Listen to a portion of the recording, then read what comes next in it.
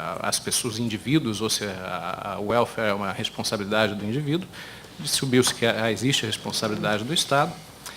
Mas na China, até hoje, algumas coisas que nós temos aí, como aposentadoria, seguro-saúde, até a educação, somente a básica, que é coberta, e seguro agrícola, por exemplo, que é algo maluco que nós temos aqui no Brasil, você quebra a safra, o governo paga. O governo brasileiro é bem generoso com os seus indivíduos. Não é o caso dos chineses, o que os obriga, aliás, a poupar. É um dos grandes níveis de poupança dos chineses, eles têm por causa disso. Né? Talvez o que mais tenha me chamado a atenção, eu visitei Shenzhen, aí, como o colega Abdenur, é realmente impressionante, aquela zona adjacente a Hong Kong, que conseguiram construir ali rapidamente.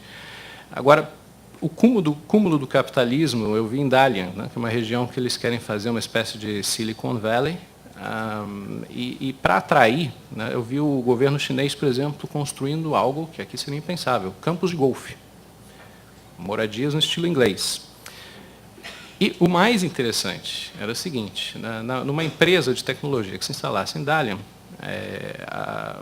as pessoas, obviamente, pagam seu imposto de renda sobre o trabalho, exceto quem? Exceto a diretoria. Justamente para atrair, se isentou de imposto de renda à pessoa física quem trouxesse uma empresa de tecnologia. Isso eu achei o máximo do capitalismo, né? Aquela teoria ali que você não deveria tributar o Bill Gates, o dinheiro dele realmente vai para mais coisa. Então, gente, não tem jeito, socialistas somos nós. E simplesmente é incomparável. O que acontece na China, tem gente que quer comparar só ideologicamente, é completamente diferente do que ocorre em Bolívia ou Venezuela. É uma outra concepção que está na China. É complicado de entender mesmo, né? Até dentro do campo teórico, essa coisa aqui. Tem uns que acham que o capitalismo leva à democracia. Esse nosso modelo de democracia ele é muito ocidentalizado. A gente tem muito vício nisso. O sistema chinês unipartidário, por incrível que pareça, ele resolve não que eu estou falando que eu seja a favor disso, a expressão das ideias é importante, mas ele resolve um dilema clássico aí da teoria da administração pública, que é o dilema entre até onde vai o limite do staff eleito vis-à-vis o staff de carreira. É um clássico dilema que, por exemplo, na Inglaterra você tem um máximo de organização, praticamente o número 2 do ministério é uma pessoa de carreira, e só o número 1 ali. Aqui do Brasil, então, nós temos as indicações de cima para baixo, para o lado, que complicam um pouco. Né? Agora, comentando também um pouco dessas relações do Brasil e China, eu vejo os BRICS, por exemplo, com um esforço muito grande da diplomacia brasileira. Eu tenho minhas dúvidas do tamanho da reciprocidade disso. Né? Por quê? Foram mencionadas aqui algumas estatísticas de comércio exterior. Hoje o Brasil, praticamente, o último número que eu vi, 13% das exportações nossas são para a China. Em compensação, a China exporta para o Brasil mais ou menos um pouco mais de 1%, 1,2%. Ou seja, se olhar em termos estritamente econômicos, em termos de comércio exterior, a China é mais importante para o Brasil 10 vezes do que o Brasil é para a China. Essas coisas acabam entrando na equação de uma maneira ou outra. Né? Estados Unidos, como mencionado ali, praticamente se exportam 300 milhões por ano, são 20 vezes mais do que é exportado para o Brasil. Né?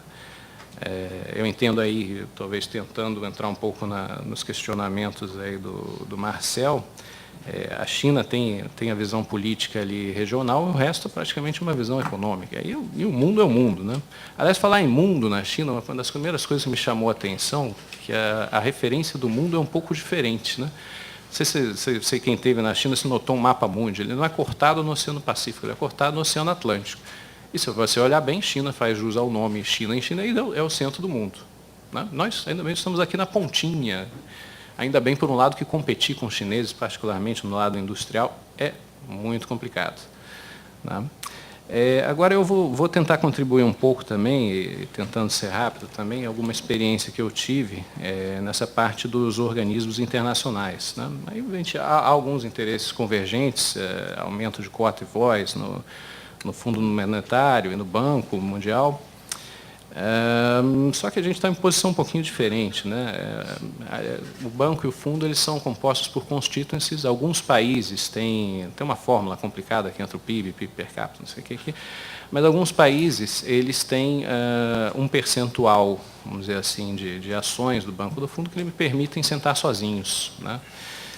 O caso do Brasil, tentando ser bem pragmático, né, o Brasil hoje defende lá que haja uma hegemonia entre países desenvolvidos e em desenvolvimento, mas, em termos práticos, o nosso problema é o seguinte: nós não conseguimos sentar sozinhos. Tá?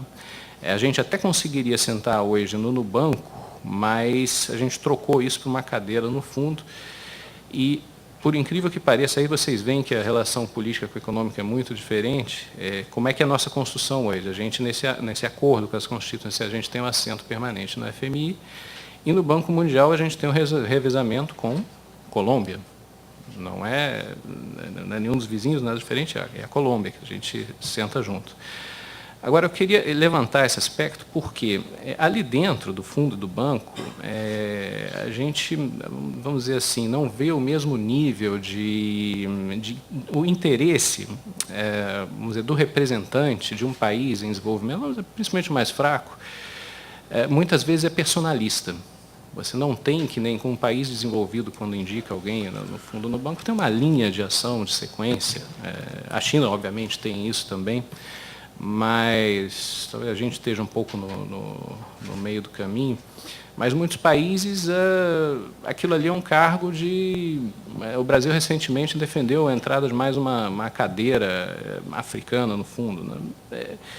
Vamos dizer, não há uma sequência na pessoa que ocupa esse cargo, não há talvez uma falta aí de profissionalismo, vamos dizer assim, mas pela própria característica do que é hoje. Eu queria chegar nisso para dizer que esse bloco, G77, China, G130, ele não é uma coisa hegemônica, né?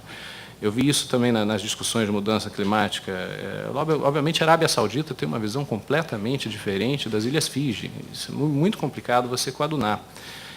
Enquanto isso, você tem um antigo G7, que ele ainda é um pouco mais hegemônico. Ou seja, não sei se a gente vai conseguir chegar lá, é possível que sim, mas ainda há vamos dizer, essa grande diferença que às vezes não é levada em consideração.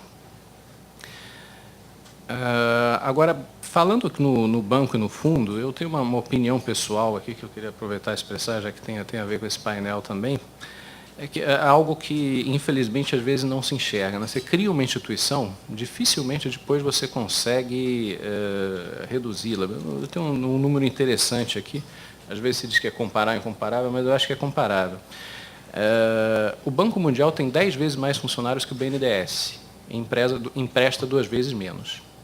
Toda vez que se fala um discurso de um chefe de nação, está lá, vamos ampliar o papel do Banco Mundial, vamos ampliar o papel do fundo. O fundo sentiu isso mais nos anos todos que nós vivemos sem crise, né, no início dessa última década, porque simplesmente ele começou a ficar sem dinheiro. E aí ele teve que começar a inventar coisa como vender ativo, reduzir staff. Agora, no banco, infelizmente, isso não acontece. A gente, talvez uma crítica um pouco severa, mas a gente começou a criar um monstro. Nunca se resolveu redimensionar para baixo. A gente precisa de toda essa atuação do banco. A gente são funcionários caros, são funcionários que ficam em hotel 5 estrelas, viajam em primeira classe, e não existe, ao contrário de uma instituição governamental, que você tem as instituições de controle, essa supergovernamental você não tem, é ele mesmo. Então, quem entra lá dentro só tem a ambição de ampliar. E, infelizmente, eu acho que pode ser o caso prático de começar uma discussão que, na verdade, isso deveria, talvez, ser reduzido pela metade, se concentrar em algum foco, né?